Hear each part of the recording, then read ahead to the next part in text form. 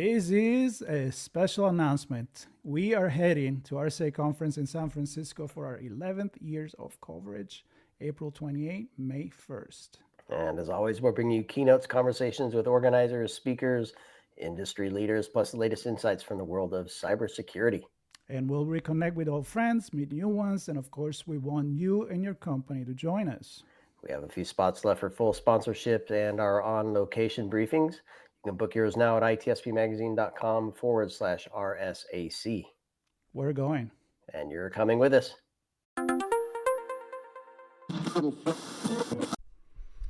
Well, hello, everybody. Welcome back to another episode of Audio Signals Podcast, where we talk about storytelling and stories, and also, and especially, storytellers, because those are my guests. They can be people that write books, people that play music, write song, do art. I mean, for me, even photography tells a story, obviously. So often we talk with writers because those are the ones that really write down the story in a traditional format, let's say. We can argue that in terms of paintings and music as well. And actually, I read something about my guest that is struggling with guitars or something like that. We'll get into that maybe. I struggle with bass and guitar and piano myself. But enough about this. I don't have enough voice, so I need to spare it today. I'm going to introduce Frank Saverio, and he goes by other Franks, and he's going to explain us why. So, Frank, welcome to the show. Well, thanks, Marco. I appreciate it. Happy to be here. Yeah, I go by Frank Saverio when I write science fiction and fantasy. But probably most of my books are written under Frank Zafiro, which is my pen name for crime fiction. I'd say probably 3/4 of my books are in that major genre, with a bunch of minor genres, the subgenres in there, police procedurals, detective novels, hard-boiled, noir, the different subcategories of crime fiction. And then my actual name is Frank Scalise. And I kind of saved that for like everything else. Like I've written a couple nonfiction books in the concern with the law enforcement realm, and then some books about hockey and some children's books, and a couple of one heartwarming humor sort of dramedy, and another one of the works there too. So try to keep the names, for the very, very different genres from each other, so nobody picks up a book expecting one thing and getting quite another. That could be an old conversation, in my opinion, on how some people expect, and I've talked about this before, some people expect that when you're in a genre, when you have a character, which often happen when you write mystery or detective crime, and usually there is one character that you bring over, and you write many books about that, and then if somebody just come up, and I don't know, it's J.K. Rowling, she had to get a pen name to write something different than Harry Potter. I'm like, why do you think that's important? Obviously, you must think that's important because you've done it. So, yeah, I mean, I think there's an unspoken contract between readers and writers that, here's in general what you're going to get. You obviously, people like to be surprised, so they don't want to know the whole package up front, but they want to know they're getting a private detective mystery, or they want to know they're getting a police procedural with an ensemble cast, or they want to know they're getting a science fiction novel. They don't want to pick up a book expecting a cozy where a grandmother with a cat for a sidekick, yarns her way to solving the mystery, and get LA Confidential, or something like that. And so I think there's a little bit of an agreement there that let's not surprise you too much. Let's keep the surprises within the guardrails. And so I just think it's from an author's standpoint, it's kind of good business, because people only write reviews usually for two reasons: one, because they love the book, and the one because they hated it.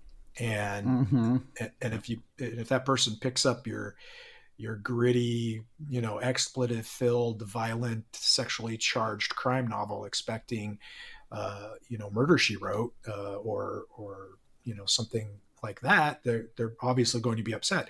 And the reverse is also true.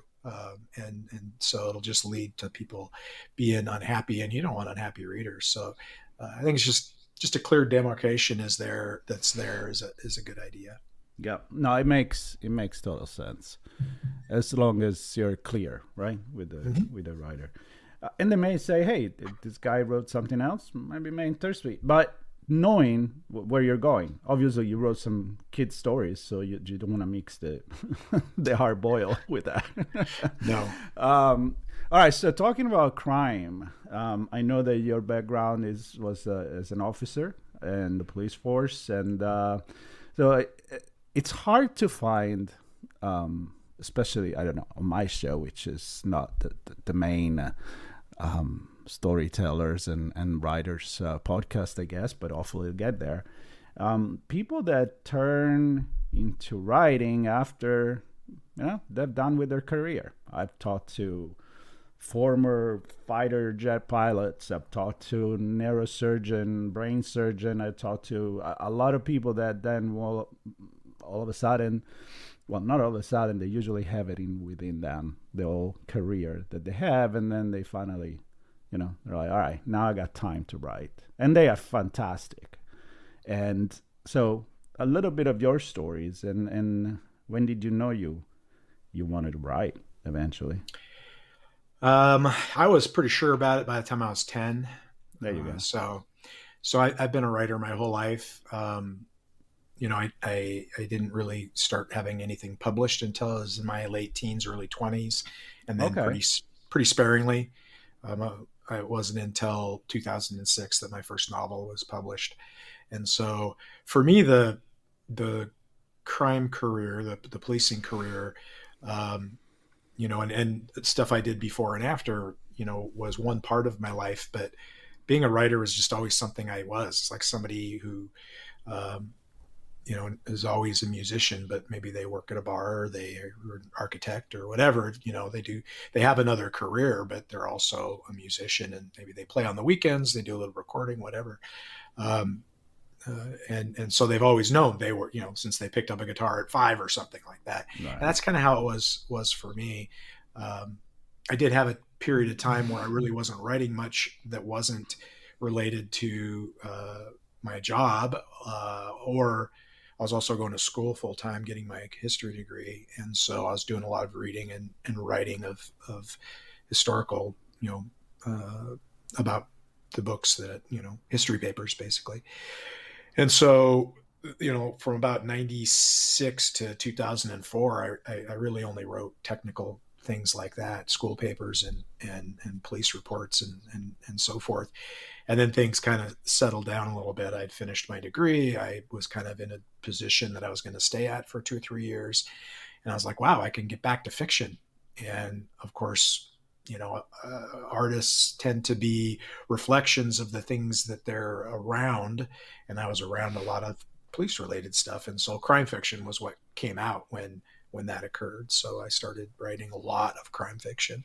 And I would still say the majority of what I've written has been crime fiction in one subgenre or another. So for me, it was just something I knew I was going to do my whole life. And it was just a matter of how seriously am I just, doing it for fun? Am I maybe doing it as a light hobby, or am I doing it as a full-time gig? After I retired, from the police department, I was a captain when I retired. I actually taught police leadership for a number of years. I still do. And so I'm not fully, I guess I'm semi-retired. But I was able to take a much more active approach to writing and publishing. And so my output it's grown considerably. I mean, I think when I retired, I had about I think I had maybe 7 or 8 books. At the time I retired, if that, maybe less. I think, 7 or 8. I was a pretty good guess. And I'm over 50 now. And so really, able to pick up the pace a little bit when you're not working a full-time job, or this becomes, a part-time job for you. Oh, you don't know how many times I said, well, now I'm going to write for my fun, and then I end up writing stuff for work. Mm-hmm. But So you kind of answered my second question already, but I want to get it a little bit more deep into that. So the first one was, when you started, when you knew you wanted to be a writer. The other one, you said pretty much write about what you know most of the time. So you were in the police in that kind of environment, and that's what you wrote about. But then you mentioned you wrote about thinking about kids, and I think one of your latest thing is sci-fi. So how, I mean, it's easy to understand, write about what you know, but then you do research and of course I think it's a good, I'm not going to say it's easy, but it is easier, right? When you know something. When you write about something else, you either just make up an entire fantasy world, which still require research anyway. So how do you decide eventually to move from that genre that you're comfortable with something else? Is it something that click in your head, that you get fascinated by reading another book, watching a movie, and say, hey, I could do something like that? What's the process there? A couple of things. I mean, I grew up on science fiction and fantasy. Those were probably my first love. I read a ton of fantasy and science fiction when I was growing up. In fact, the science fiction book that I just published, I actually dedicated it to a writer that I admired as a kid, because I was inspired by that author and remained so as an adult. And so it's always been in my heart there, but you say write what you know. Definitely, I knew law enforcement, and because I was experiencing it a lot, those were the ideas that were cropping up and the stories that wanted to be told. They all tended to have a law enforcement or crime anyway, sort of backdrop. But I wrote 40 books or so in that genre, and I won't say I've ever gotten bored with any of the series that I've worked on. I mean, some of them have ended, so I don't know if I eventually would have gotten bored with them. I don't know, but some of them are finished, and I was never bored with them. And I just released the 15th book in my flagship series, the River City series. I secret released it on my direct buy store, so it's coming out on December 3rd, and I'm not bored at all with that series. I'm excited to go back every time I go back. So it wasn't that necessarily, but it was that love of science fiction and fantasy from being a kid, from really enjoying some that I've read, some excellent films and TV series in that genre. And really, to me, crime fiction and science fiction are actually more closely related than some other genres, because both of them really provide you the opportunity to tell a story on the surface that has some complexity and action and nuance of character and can be enjoyed just for what it is. But you can also examine, things under the surface a little bit, a little social examination or social commentary, or explore the human condition a little bit on a deeper level. And any book will let you do that. Certainly, crime fiction and science fiction don't have the market cornered. But the difference between the two, and it's especially true with science fiction, I think, is that you kind of can come under the reader's defenses a little bit, like especially with science fiction, because that's a made up story on a made up planet, and so they just accept it. And so they're not like resistive to the exploration of a couple of ideas that you might get into about, whatever social condition or human condition you want to explore. They just, it's almost like a backdoor into the psyche a little bit for the reader. And I mean that in a positive way, not in a brainwashing sort of way. No. I understand what you mean. I mean, I was listening to some interview with some very very well known sci-fi writers, and they kind of pick some important social theme. I mean, you're building a new world, and you have that kind of like godlike power to make message and to highlight things that are not earthy. For example, I mean, it could be sci-fi related to not necessarily another planet, but I don't know, a city underneath whatever, another dimension. But I think that you have that opportunity to build the world the way you see it. So I think it's very philosophical. I mean, look at the whole I, Robot series from Asimov, and now we talk about artificial intelligence, and that was in the 1950s. Yeah, We or still look look at at that, right? yeah, absolutely. You look at a novel like Dune, which is Oh another yeah, classic, yeah, and the layers that exist there. And you can read a book like that and strictly enjoy the political intrigue and the action and the tension, yeah. but you can also explore the ecological, the religious implications. I mean, there's so many different layers, and so I think science fiction sometimes it just the reader is not necessarily as on guard as they might be in other genres. And then crime offers that for a different reason. Crime just offers it because, where crime is happening, usually there are social factors taking place or very strong human factors. In other words, maybe greed or revenge. Those are very strong human factors. Or you could be looking at somebody who's turned to the life of crime due to poverty or to abuse because they were abused. Or, I mean, pick your angle that you want to explore. It's there and it's plausible, and people are going to be pretty accepting of it, I think.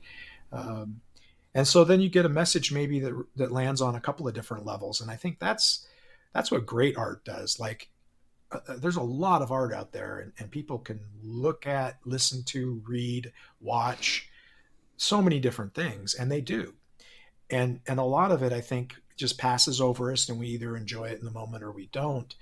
And we might not even remember if we read it or saw it 5 years from now. Like we might have to think about it to try to remember, have we watched this series yet, or whatever.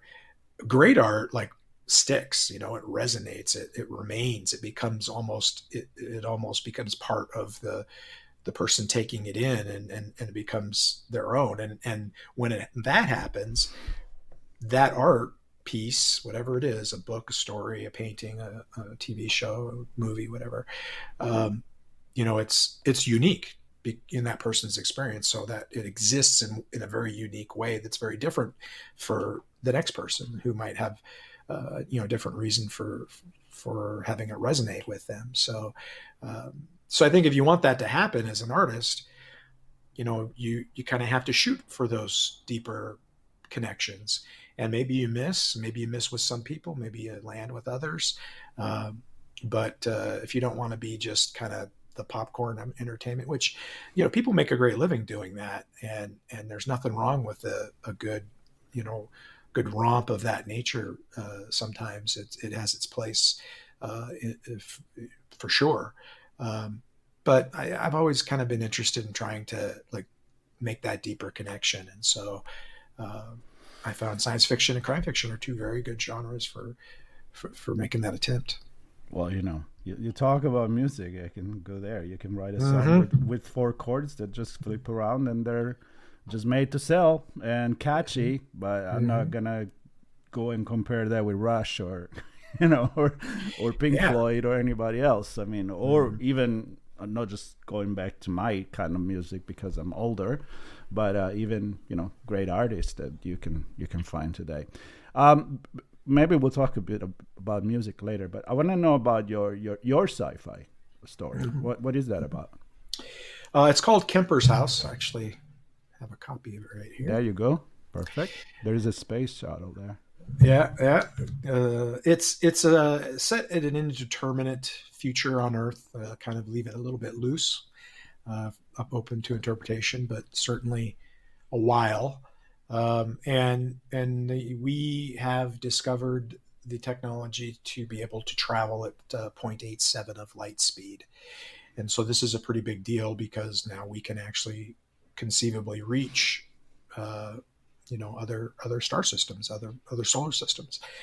And around the same time that this occurs, and the debate about where should we go, what should we, you know, do with this new technology, uh, we intercept some radio waves from another civilization. So much like the early 1930s and 1940s when we started pumping radio waves out into space, that sort of communication, not a direct one.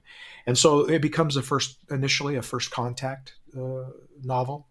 Um, Adrian Kemper, he is the captain of the expedition that goes to this system, the Chiron system, the Kyra 2b, which is the source of these signals. and to see what there is to be seen. And I was fascinated by the realities, the physics of the entire thing.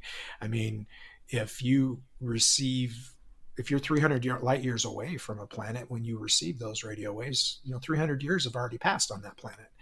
And then it gets weirder when you get into a spaceship and start flying at 0.87 C, to that destination, because time passes differently for you on the ship than it does for the people that are stationary, to your point of view, on the Earth and on your destination planet.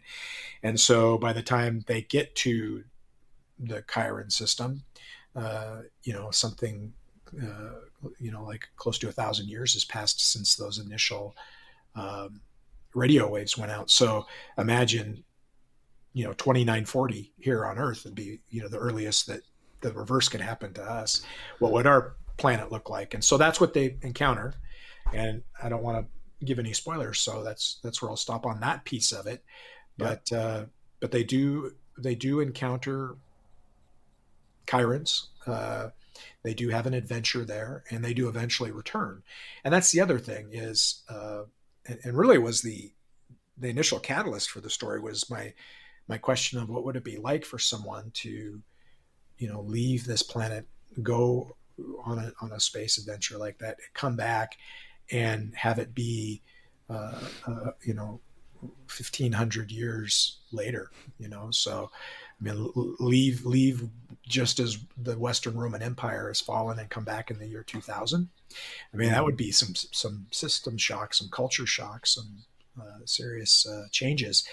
And so, I started playing with, well, what could those changes be, and what could happen, and is civilization always on a linear path upward, or do we have regression that occurs, and what could cause that? And that's the thing about science fiction, is it usually comes from a whole lot of why would or what if sort of questions, or how would sort of questions, and then you set about kind of trying to answer those.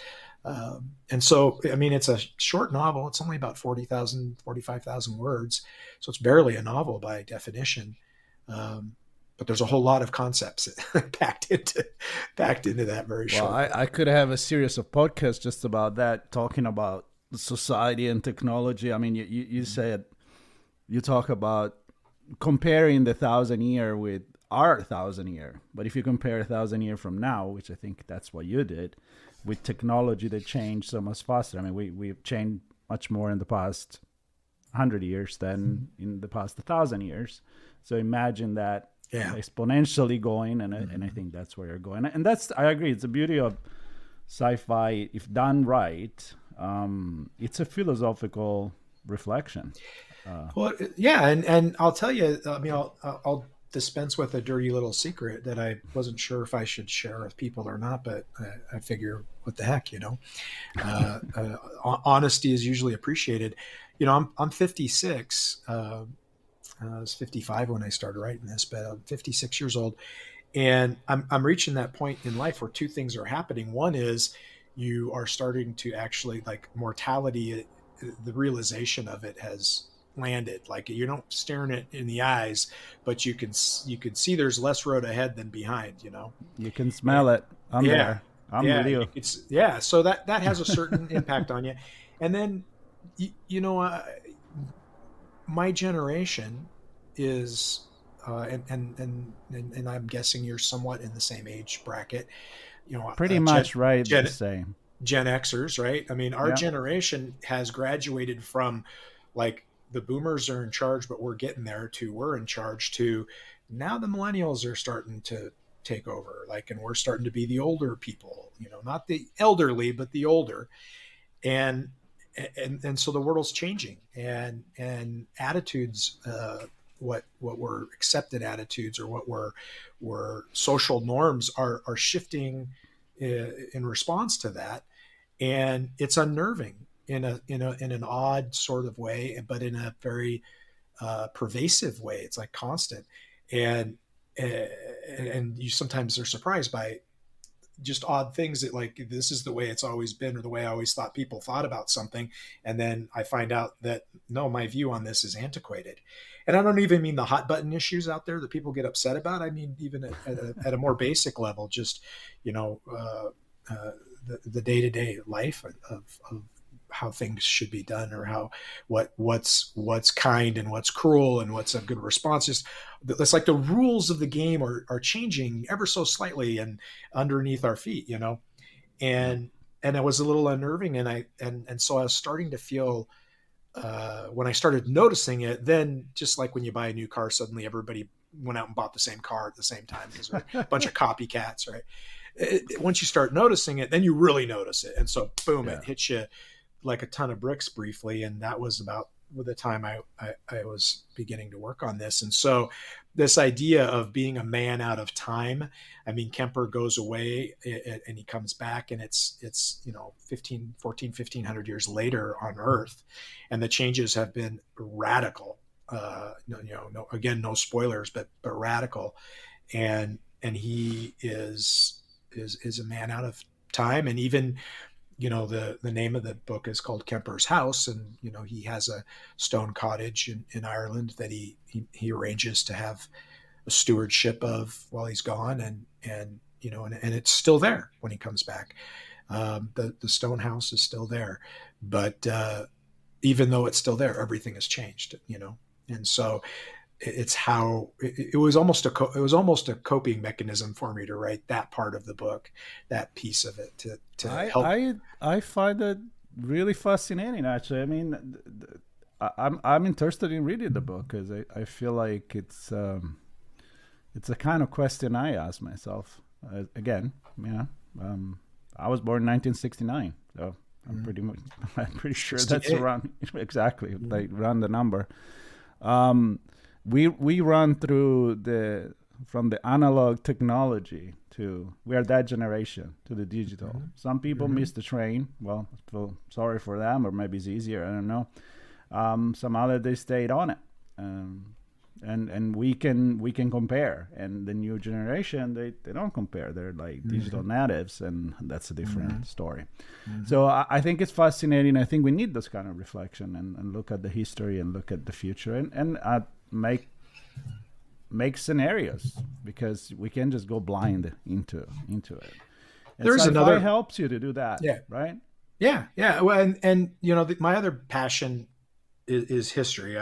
My undergraduate degree is in history, and I was fascinated too by the question of I mean, for lack of a better term, ownership of a place. I mean, and I was thinking in particular of British history, just because I was reading about Roman Britain, and before that I was enjoying the Saxon Chronicles that Bernard Cornwell wrote, the Last Kingdom, you know, series is what he calls it now. And this idea that, you know, the Britons lived in you know, on that island, and then, you know, the Romans showed up. And so for a long time, the Romans definitely, they owned that land, like they were in control of it. And they built it up, and they did all these, but they left. You know, they left, and so then the ones who were left behind had it for a little while, and then the Saxons came in, and then they had it for a while. But then the Vikings came in, and then they had it for a while. But then the Saxons pushed back, and so then they had it for a while, and then the Normans invaded, and I mean. But all of that happened in a period of like 1,100 years, or you know, or something, you know, like that, and 1,200 years. And so each of those stages, like generations and generations, maybe, you know, 5, 6, 8 generations sometimes of a people lived there, and it was their land. It's where they grew up. It's their, you know, and so at what point, you know, are you no longer the invaders and the usurpers and the conquerors? At what point do you become the natives? And yet there's a whole other people that still have a claim. And then here comes new people pushing in and wanting it. And so that dynamic and the idea of you know, changing how the culture is affected by it, and those folks left behind too. Like when the Romans left, I mean, that was a mixed culture for sure that was left behind, and some held to the very to the Latin ways, and some used as an opportunity to return to the old ways. And it's fascinating to explore what happened in history in a different, like almost recreate it and then run it again in a different, sci-fi setting, to see what happens. And you don't always control it. Sometimes you get surprised. Absolutely. I mean, there is a story of like how the Roman colonies then, at a certain point, the one that were submitted, they took a spot in the Senate as Romans, but they were Right. not originally Romans. I mean, who are ultimately the originally Romans, right?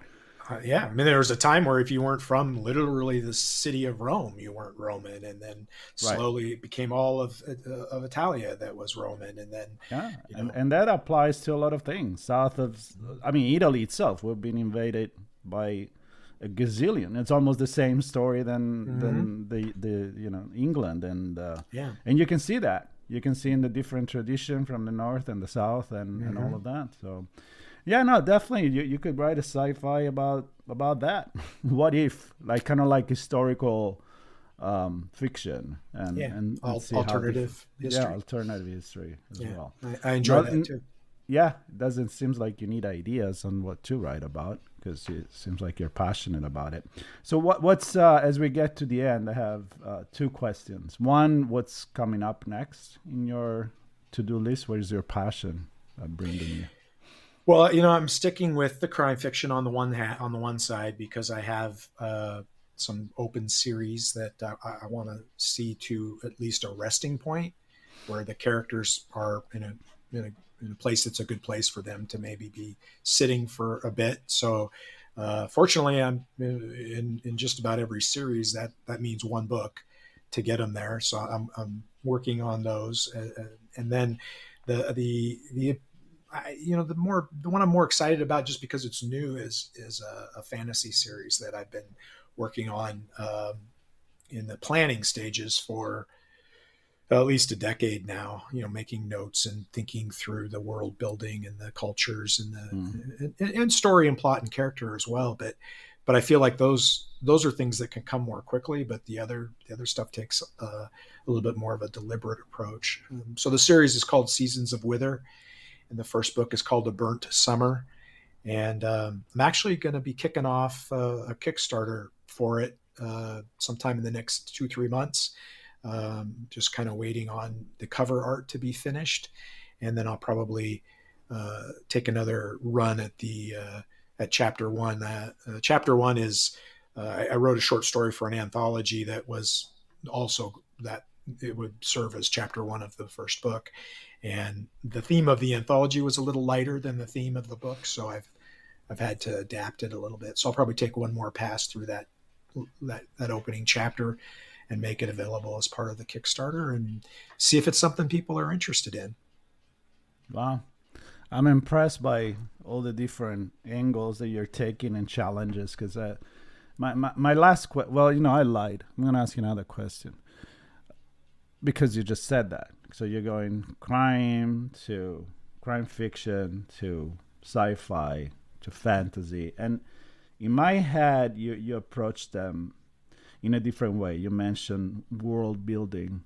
Obviously, you don't have a real one when you create probably fantasy more than sci-fi, but you're building a war in sci-fi too. So I mean, sci-fi and fantasy to me they're pretty close. I think with sci-fi, They bleed into each other. sci-fi you might have a jumping off point that's pretty close to the real world, Yeah, whereas fantasy you're probably yeah, yeah. You're taking right. over from scratch. Yeah, that's true. Do you change? How do you feel you change in the way that you write? Like if I take these books, right, 3 books of yours, and I read it, Mm-hmm. is it still you? Can I tell it's you? Yeah, I think so. I do. I do. I think you definitely feel a different tone. You definitely notice uh, some language use that's different. I mean, there is a different Mm-hmm. way of writing science fiction, I think, than and fantasy and humor, than crime fiction.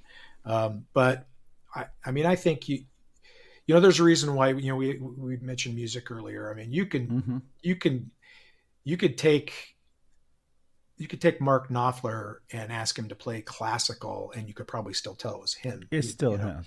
Yeah. Yeah. And so it's almost like we all have an artistic fingerprint Yeah. that's there. And so even when we do things differently, and the tone and the presentation and everything is all very different. Because you have to put yourself into the art. So how can it be And it otherwise? should be. I mean, Yeah. if you're going to try to be completely someone else, You lose authenticity if you do yeah, that. exactly. And I love the example of Mark Knopfler, but you can use it for a painter as well. Absolutely. You can ask a famous painter to write something that is out of what he normally paints, but the brush stroke, it's probably going to be pretty recognizable. So what kind of music you play on guitar? What is your struggles? Do you have the time? I mean, how do you have the time? Well, I play in small moments. I don't practice a lot like anybody. It's probably why I'm not very good at all. I don't have great rhythm, and I have a terrible singing voice. I like to say, to be perfectly honest with people, I always say, I love it when I love playing and singing. Nobody else loves it when I play and sing. But that's okay, because I get joy from it. That's and cool.